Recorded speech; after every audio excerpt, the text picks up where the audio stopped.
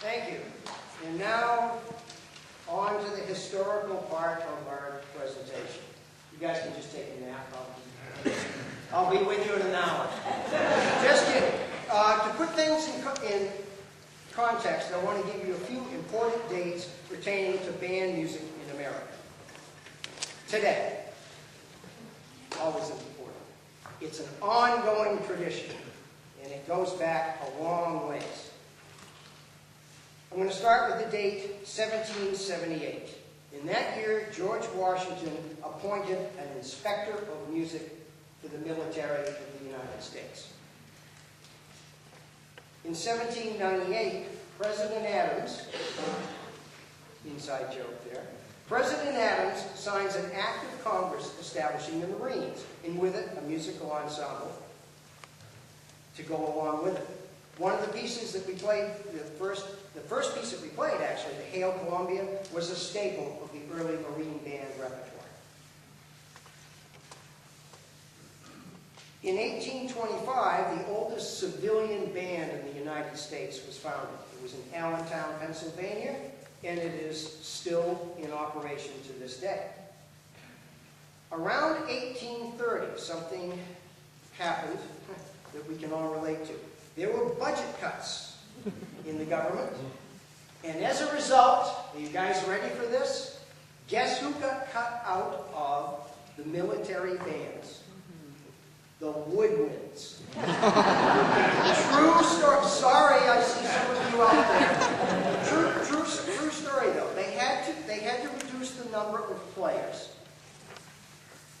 and they needed to maintain ensembles that would be loud enough and strong enough to play.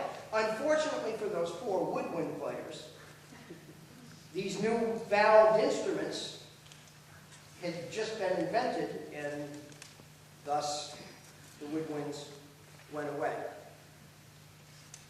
It's really kind of a shame that it happened, and it didn't last for very long, actually.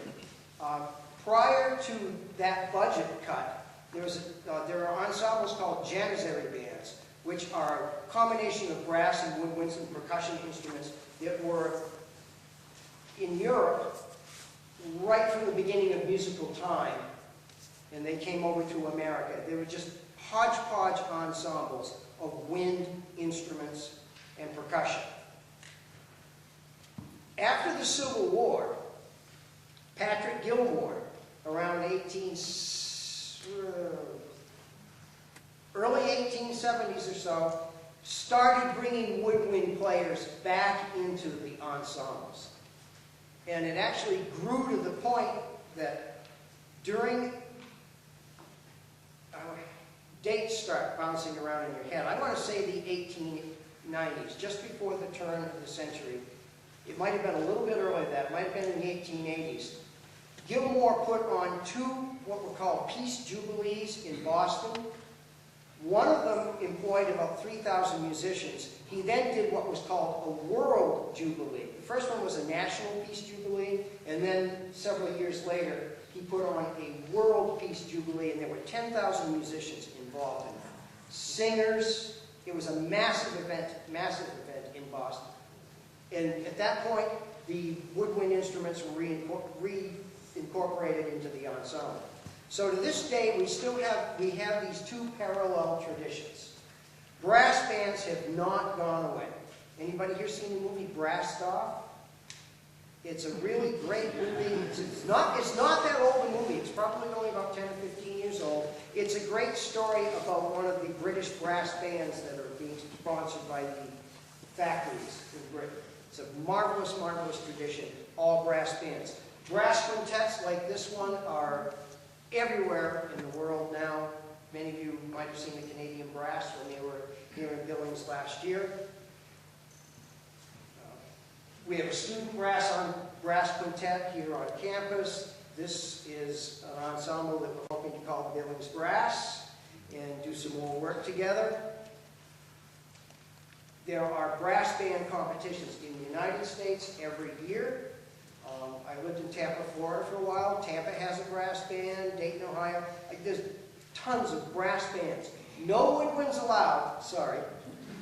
But there is also the parallel tradition of bands that have woodwinds in them as well.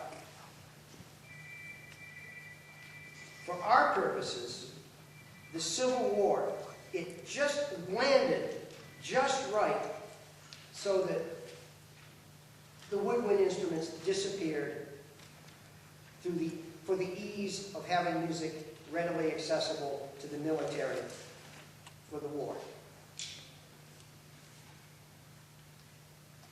One other point that I want to bring up about the historical significance of this music in relation to the Civil War, and that was the function of this music as a recruitment tool.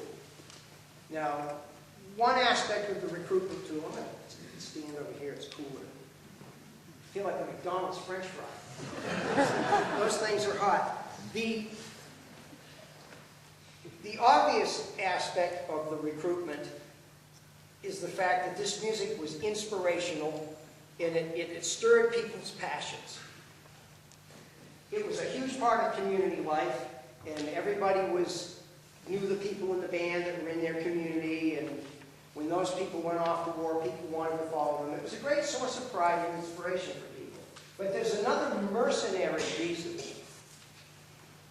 that the bands were a huge part of the recruiting effort. After Fort Sumter in April of 1861, the call went out to amass an army. Over a period of time, within 3 or 4 years, the Union had amassed about 2.5 million men into the Army. And with that, there were 500 regimental bands that came in during that period of time, with up to 9,000 musicians. In order to have a regiment, I'm from Maine, and of course there's the 20th Maine. When any of these little towns wanted to muster a regiment, anybody could do it. If I personally wanted to go out and go fight the war and become a colonel, if I could get enough people to sign up under my name, it allowed the person to attach the rank of colonel to their name. So I would automatically become Colonel Fenderson because I had dragged 40 people into following me into the war effort. So if you could talk the guys in the town band into signing up, presto, you had more than half your quota right there, but everybody was going to follow the band anyway because it was an inspirational part of community life. So I'm sure it wasn't totally mercenary that people assembled armies and headed to the Civil War. That was all with a great noble effort, I believe, behind what they were doing. But there is that aspect of the recruitment that is a huge part of these ensembles.